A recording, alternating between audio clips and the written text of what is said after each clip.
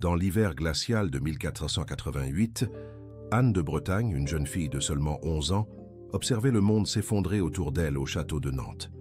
Le vent tranchant qui traversait les fentes des fenêtres gothiques semblait faire écho au chuchotement des courtisans, qui anticipaient déjà la fin du duché indépendant de Bretagne. Son père, le duc François II, gisait sur son lit de mort, consumé par une chute de cheval lors d'une chasse, un accident banal pour une fin si significative. Les pas lourds des bottes françaises pouvaient déjà être entendus au-delà des murailles. L'armée du roi Charles VIII de France encerclait la région, s'approchant de plus en plus du cœur du duché. Les troupes bretonnes, autrefois fières et indépendantes, se trouvaient maintenant décimées après des défaites successives face aux forces françaises durant la guerre folle. Dans les couloirs froids du château, où résonnaient auparavant musiques et rires de la cour la plus raffinée d'Europe, n'écho désormais que les voix tendues des conseillers discutant des stratégies de survie. Le trésor ducal, autrefois abondant grâce au commerce maritime breton prospère, se trouvait pratiquement vide, drainé par les coûts astronomiques de la guerre contre la France. Anne passait des heures dans la chapelle du château, agenouillée, devant l'autel. Ses prières n'étaient pas celles d'une enfant ordinaire, c'étaient des suppliques désespérées d'une héritière qui voyait son monde se désintégrer. Son jeune visage, encadré par le traditionnel hennin breton, portait une expression grave qui ne correspondait pas à son âge. Les dames de compagnie observaient, impuissantes, tandis que leur jeune duchesse portait sur ses épaules le poids d'un duché en effondrement. Le corps frêle de la duchesse enfant cachait une difformité qui la tourmentait, une légère claudication causée par une jambe plus courte que l'autre. Maintenant, cette fragilité physique semblait refléter la vulnérabilité de son duché. Les médecins chuchotaient sur sa possible infertilité, tandis que les diplomates traçaient déjà des plans pour son mariage, la dernière carte pour sauver la Bretagne. Dans les appartements ducaux, les documents s'accumulaient, rapports, de batailles perdues, traités non respectés, alliances brisées. Les tapisseries sur les murs dépeignant les gloires des ducs bretons du passé semblèrent se moquer de la situation présente. L'hermine fière, symbole de l'indépendance. Ces Bretonnes ressemblaient maintenant plus à un fantôme qu'à un emblème de pouvoir. Les nouvelles qui arrivaient étaient de plus en plus sombres. Les nobles bretons, autrefois loyaux à la couronne ducale, commençaient à déserter, cherchant des accords particuliers avec la France. Les villes côtières, joyaux du duché, tombaient une à une sous l'influence française. Le siège n'était pas seulement militaire, il était économique, politique et moral. Le peuple breton, qui pendant des siècles avait maintenu son indépendance et sa culture unique, mélangeant éléments celtes et français, observait maintenant avec appréhension l'avancée inexorable du pouvoir centralisateur français. Dans les rues de Nantes, les commerçants parlaient à voix basse, craignant l'avenir. Les mères serrèrent leurs enfants plus fort, se remémorant les anciennes histoires de résistance bretonne. Dans la bibliothèque du château, où Anne cherchait du réconfort parmi les livres qu'elle aimait tant, les volumes d'histoire de la Bretagne semblaient raconter une histoire qui touchait à sa fin. Les chroniques des anciens ducs, les sagas de résistance contre les Francs, les légendes arthuriennes qui avaient tant marqué l'identité bretonne, tout semblait appartenir à un passé qui s'éloignait rapidement. Comment une princesse de 11 ans, éduquée dans les arts et les lettres, profondément religieuse et démontrant déjà une intelligence aiguë, pourrait-elle affronter la plus grande puissance militaire d'Europe? Comment pourrait-elle porter le fardeau d'être le dernier espoir d'un peuple qui luttait depuis des siècles pour maintenir son indépendance? Comment cette duchesse enfant, dernière héritière d'une dynastie millénaire, pourrait-elle empêcher que son duché bien-aimé soit englouti par le pouvoir croissant? De la couronne française, si cette histoire vous a intéressé, n'oubliez pas de vous inscrire sur notre chaîne et de mettre un like. Dites-nous de quelle ville vous nous regardez. Nous continuons. Anne est née le 25 janvier 1477, au château de Nantes, unique héritière. Survivante du duc François II de Bretagne et de Marguerite de Foix. Sa naissance eut lieu à un moment crucial de l'histoire européenne, lorsque les grands royaumes commençaient à absorber les duchés indépendants, dans une marche inexorable vers la centralisation du pouvoir. La Bretagne du XVe siècle était un duché prospère et stratégique, contrôlant des routes maritimes vitales dans l'Atlantique. Sa position géographique en faisait un objet de convoitise tant pour la France que pour l'Angleterre. Le duché maintenait sa propre langue, ses traditions celtiques et un féroce esprit d'indépendance qui remontait à l'époque des rois arthuriens. Dès son plus jeune âge, Anne démontra une intelligence exceptionnelle. Contrairement à de nombreuses princesses de son époque, elle reçut une éducation remarquable. Elle parlait latin, grec, français et breton. Elle étudia les mathématiques, l'histoire et la littérature. Ses compétences administratives se manifestaient déjà lorsque, à 8 ans, elle présidait de petites cours au nom de son père. Le duc François II, reconnaissant l'importance de préparer son héritière, l'entoura des meilleurs tuteurs d'Europe. Anne apprit l'art de la diplomatie en observant les négociations de son père avec les ambassadeurs étrangers. Elle absorba des leçons sur la gouvernance en assistant aux sessions du Conseil ducal. Son éducation fut façonnée pour la transformer en une dirigeante capable de préserver l'indépendance bretonne. La mort prématurée de sa sœur cadette, Isabelle, en 1490, consolida sa position comme unique héritière du duché. Ce fait fit d'elle la fiancée la plus convoitée d'Europe. Des propositions de mariage arrivaient de toutes les cours, du Saint-Empire romain germanique jusqu'aux royaumes ibériques. Chaque prétendant offrait différentes alliances et promesses de protection contre les ambitions françaises. Le premier grand test d'Anne en tant que dirigeante vint à 11 ans, lorsqu'elle assuma la régence du duché pendant une grave maladie de son père. Sa capacité à gérer les relations complexes entre les nobles bretons surprit même les conseillers les plus sceptiques. Elle démontra une maturité politique impressionnante pour quelqu'un de si jeune.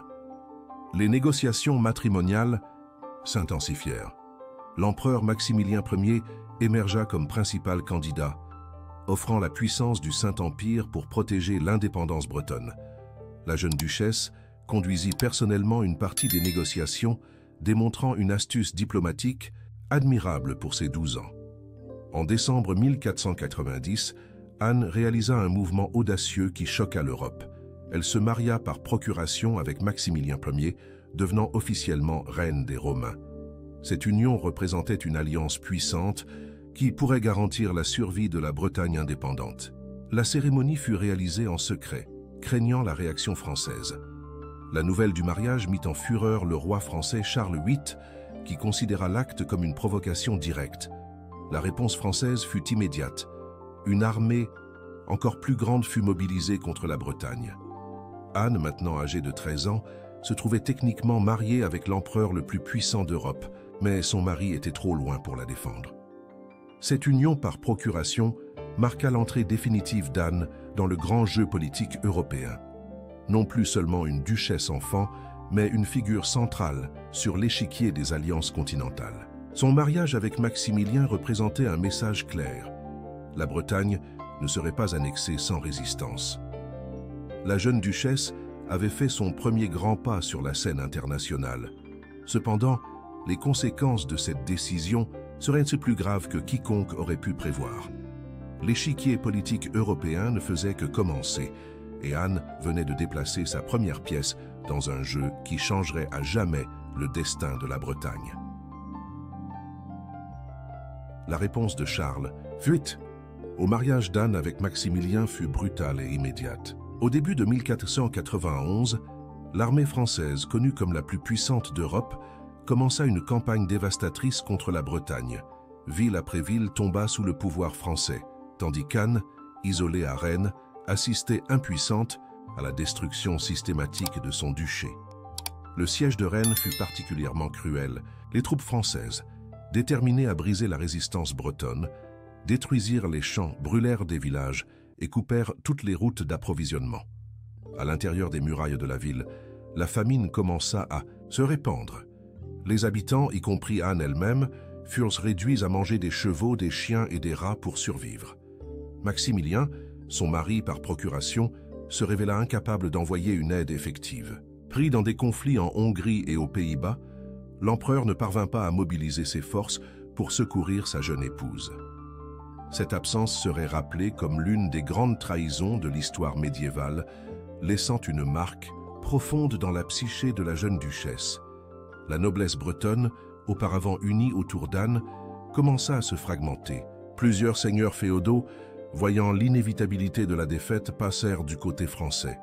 D'autres, maintenant une loyauté superficielle, commencèrent à négocier secrètement avec Charles VIII. Chaque jour, Anne recevait des nouvelles d'une trahison de plus, d'une désertion supplémentaire. En août 1491, la situation devint insoutenable. Rennes était au bord de l'effondrement, et Anne fut forcée d'entamer des négociations avec Charles VIII. Le roi français présenta sa proposition, l'annulation du mariage avec Maximilien et une nouvelle union avec lui-même. Le prix du refus serait la destruction totale de la Bretagne et la mort de milliers de ses sujets. La pression sur Anne était immense. À seulement 14 ans, elle affrontait une décision qui déterminerait non seulement son destin, mais l'avenir de tout son peuple. Les conseillers qui lui étaient encore loyaux étaient divisés. Certains défendaient la résistance jusqu'au bout, d'autres argumentaient pour une reddition pragmatique. La violence de la conquête française laissa des cicatrices profondes sur le territoire breton. Des villes historiques furent saccagées, des monastères profanés, des champs agricoles transformés en terre brûlée. La population civile souffrit brutalement, et les récits d'atrocités commises par les soldats français circuleraient pendant des générations. Dans une démonstration de force calculée, Charles VIII ordonna l'exécution publique de plusieurs nobles bretons qui avaient résisté le plus férocement à l'invasion. Les têtes furent exposées sur les murailles de Rennes, un message clair du destin qui attendait ceux qui s'opposeraient à la couronne française. Anne, observant de la fenêtre de ses appartements, fut forcée de témoigner de ces exécutions. Chaque mort représentait non seulement la perte d'un sujet loyal, mais aussi la fin graduelle d'une Bretagne indépendante. Le poids de ces morts pèserait sur sa conscience durant les années à venir. La jeune duchesse tenta une dernière manœuvre diplomatique, envoyant des messagers secrets en Angleterre et en Espagne, implorant de l'aide. Les réponses furent vagues et évasives. Les puissances européennes, calculant leurs propres intérêts, décidèrent de ne pas interférer dans ce qu'elles considéraient comme une question interne française. À la fin de 1491, Anne se retrouva complètement isolée. Son mariage avec Maximilien fut déclaré nul par le pape sous intense pression française. L'Église, qui aurait dû être sa protectrice, devint un instrument de plus de sa subjugation. Le siège de Rennes se resserrait et les dernières ressources s'épuisaient. La tension atteignit son apogée lorsque Charles VIII, impatient face aux négociations prolongées, menaça de lancer un assaut final sur la ville. La perspective d'un massacre généralisé planait sur Rennes. Anne savait que la prochaine décision qu'elle prendrait scellerait définitivement le destin de la Bretagne. Et ainsi, au début de l'hiver, elle se préparait à faire le choix le plus difficile de sa vie. Accepter la main de l'homme qui avait détruit son duché et massacré son peuple. Le mariage d'Anne avec Charles VIII, réalisé au château de Langeais en décembre 1491, fut une cérémonie sombre. La mariée de 14 ans, vêtue de blanc et noir, resta silencieuse pendant toute la célébration. Aux yeux de la cour française, elle était maintenant reine de France. Pour les Bretons, c'était une prisonnière couronnée. Le contrat matrimonial était brutal dans ses exigences. Anne fut forcée d'accepter que, si Charles VIII mourait le premier, elle ne pourrait se marier qu'avec le prochain roi de France. La Bretagne serait incorporée à la couronne française, perdant son indépendance séculaire. Le fier duché, qui avait résisté pendant 1000 ans, était sur le point de disparaître avec une signature. Dans ses premières années comme reine, Anne découvrit que sa position élevée était une cage dorée. Charles VIII la maintenait sous surveillance constante, craignant qu'elle ne tente de rétablir des contacts avec ses anciens alliés. Ces dames de compagnie bretonne furent remplacées par des Françaises, et l'usage de la langue bretonne fut interdit en sa présence. Le pouvoir formel d'Anne en tant que reine de France était considérable. Elle présidait le Conseil royal en l'absence de son mari, administrait de vastes territoires et exerçait une influence sur les nominations ecclésiastiques. Cependant, chacune de ces décisions était scrutée par des conseillers français, chaque lettre était interceptée, chaque mouvement était rapporté au roi. Les tensions dans le mariage étaient exacerbées par la pression pour un héritier. Anne fut enceinte 7 fois durant son union avec Charles VIII. Tragiquement, aucun des enfants ne survécut au-delà de l'enfance. Chaque perte était non seulement une douleur personnelle, mais aussi une crise politique, alimentant des rumeurs sur la malédiction bretonne à la cour française. La relation entre les époux était complexe. Charles VIII, malgré sa brutalité initiale, démontrait occasionnellement des gestes de considération. Il permit à Anne de conserver le titre de duchesse de Bretagne et tolérait certains de ses rituels de la cour bretonne. Cependant, ces concessions étaient superficielles. Le contrôle français sur le duché augmentait constamment. En 1494, Charles VIII décida de partir pour une campagne militaire en Italie, laissant Anne comme régente de France. Ce fut sa première opportunité d'exercer un pouvoir réel, mais dans des circonstances précaires. La noblesse française résistait à l'autorité d'une étrangère et les finances du royaume étaient dévastées par les coups de la guerre. Durant sa régence, Anne démontra une habileté politique considérable. Elle contrôla des révoltes nobiliaires, administra les finances du royaume avec prudence et maintint la stabilité interne. Cependant, chacun de ses succès était vu avec suspicion par la cour française, qui craignait qu'elle n'utilise son pouvoir pour favoriser les intérêts bretons. La situation en Bretagne pendant ce temps se détériorait. Des officiers français remplaçaient graduellement l'administration locale.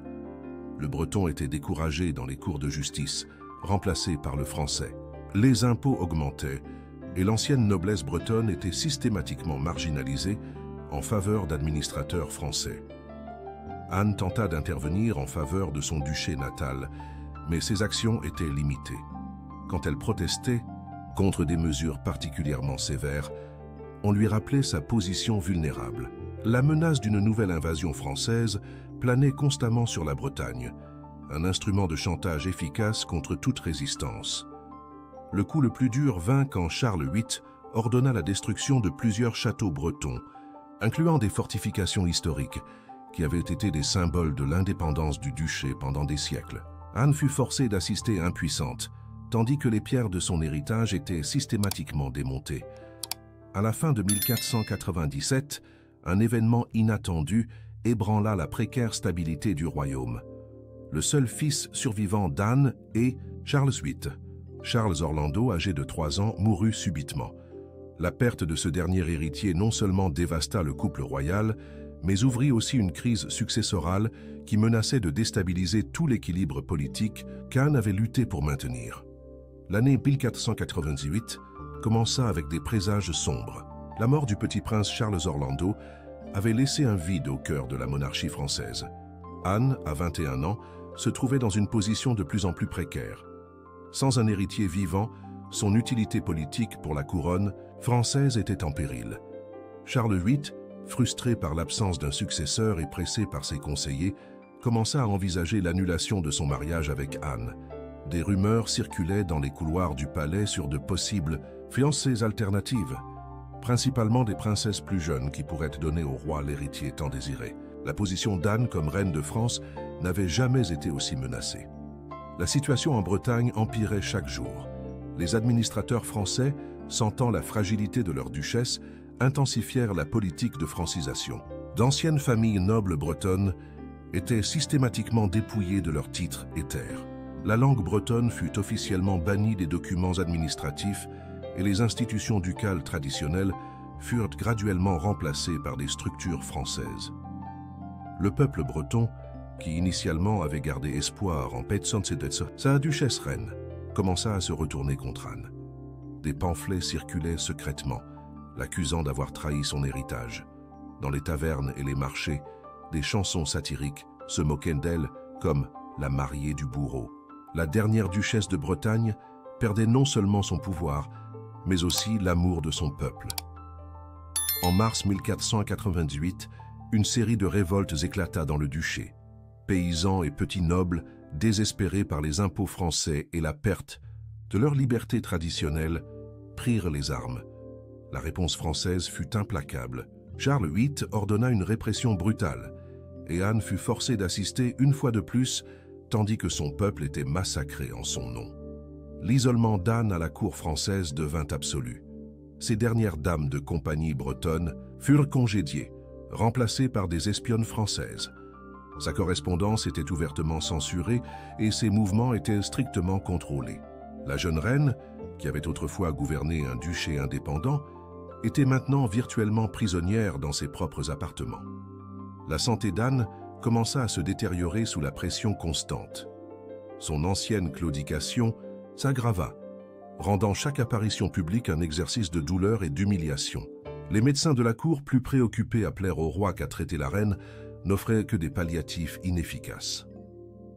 Dans une dernière tentative désespérée de préserver quelque chose de son héritage, Anne essaya secrètement d'envoyer des documents importants du trésor ducal vers des monastères bretons.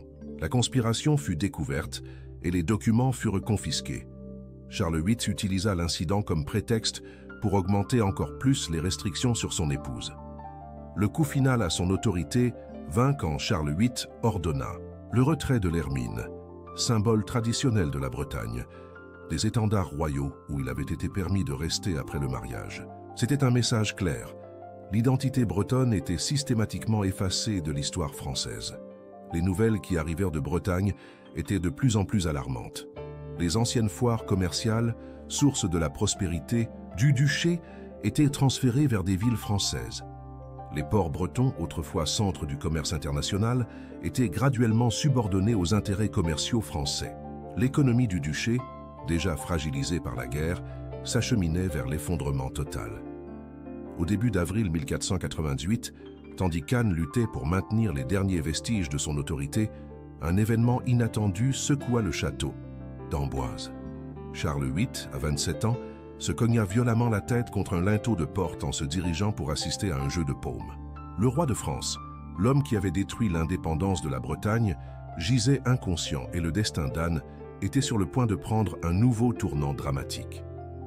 Charles VIII mourut quelques heures après l'accident, le 7 avril 1498, laissant Anne veuve à 21 ans. Le chaos s'installa immédiatement à la cour française. La reine veuve, encore techniquement duchesse de Bretagne, se retrouva au centre d'une tempête politique qui menaçait de déclencher une nouvelle guerre civile en France. Le nouveau roi de France, Louis XII, cousin de Charles VIII, ne perdit pas de temps. Moins de 24 heures après la mort du roi, ses émissaires étaient déjà dans les appartements d'Anne, avec une proposition qui sonnait plus comme une menace. Elle devait respecter la clause de son contrat matrimonial qui l'obligeait à se marier avec le prochain roi de France. Il y avait cependant un obstacle significatif. Louis XII était déjà marié à Jeanne de France, sœur de Charles VIII, une situation qu'il traita de résoudre de la manière la plus scandaleuse possible. Louis initia une procédure d'annulation de son mariage, alléguant que Jeanne était stérile et que le mariage n'avait jamais été consommé, accusations humiliantes qui exposèrent son épouse au ridicule public. Anne fut forcée de témoigner dans la procédure d'annulation. Dans une session publique dégradante au Vatican, elle dut écouter les allégations sur l'intimité du couple royal, tandis que clercs et nobles débattaient des détails les plus privés de la vie de Jeanne. Le spectacle choqua même les observateurs les plus cyniques de la politique européenne. L'Église, cédant une fois de plus à la pression politique, accorda l'annulation en un temps record. Jeanne fut publiquement humiliée et envoyée dans un couvent, tandis que Louis XII se préparait à revendiquer non seulement le trône de France, mais aussi la main d'Anne. La rapidité du processus causa un scandale dans toute l'Europe chrétienne. Durant les mois qui suivirent la mort de Charles VIII, Anne tenta désespérément de récupérer le contrôle de la Bretagne. Elle retourna brièvement à Nantes, où elle fut reçue avec un mélange d'espoir et de ressentiment. Le peuple breton, qui avait tant souffert sous la domination française, était divisé entre le désir d'indépendance et la peur d'une nouvelle guerre. Mais sa liberté fut de courte durée. Louis XII, maintenant libre de se marier, mobilisa l'armée française en direction de la Bretagne. Le message était clair. Anne pouvait retourner volontairement pour un nouveau mariage où la Bretagne affronterait une nouvelle invasion. L'histoire se répétait de façon cruelle. Le jugement public d'Anne fut implacable. En France, elle était accusée de trahison pour avoir tenté de récupérer l'indépendance bretonne. En Bretagne, elle était condamnée pour ne pas avoir assez résisté. Des pamphlets circulaient à Paris la qualifiant de veuve noire, suggérant qu'elle avait d'une certaine façon causé la mort de Charles VIII pour récupérer son duché. Dans une cérémonie humiliante en janvier 1499, Anne fut forcée de signer un nouveau contrat matrimonial. Les termes étaient encore plus sévères que le précédent. La Bretagne serait définitivement incorporée à la France après sa mort, et ses enfants, si elle en avait, n'hériteraient pas du titre ducal séparément de la couronne française. Ladite noblesse bretonne, réunie à Rennes pour une dernière assemblée des États de Bretagne, fut forcée d'accepter les termes du nouvel accord. Sous la menace des troupes françaises, les nobles bretons jurèrent fidélité à Louis XII, abdiquant effectivement de siècles d'indépendance. Le mariage avec Louis XII fut célébré le 8 janvier 1499, à Nantes. La cérémonie, différente de son premier mariage, fut une célébration grandiose, une démonstration publique du triomphe final de la France sur la Bretagne. Anne, vêtue aux couleurs françaises, dut supporter les regards accusateurs de ses anciens sujets, tandis qu'elle marchait vers l'autel. Le dernier coup vint quand Louis XII ordonna le retrait des symboles ducaux bretons du palais de Nantes. L'hermine, la devise ducale « Potius mori cam foedari », plutôt la mort que le déshonneur, tout fut remplacé par les lys dorés de France. La transformation était complète. La dernière, duchesse indépendante de Bretagne, était devenue une fois de plus une reine prisonnière de la France.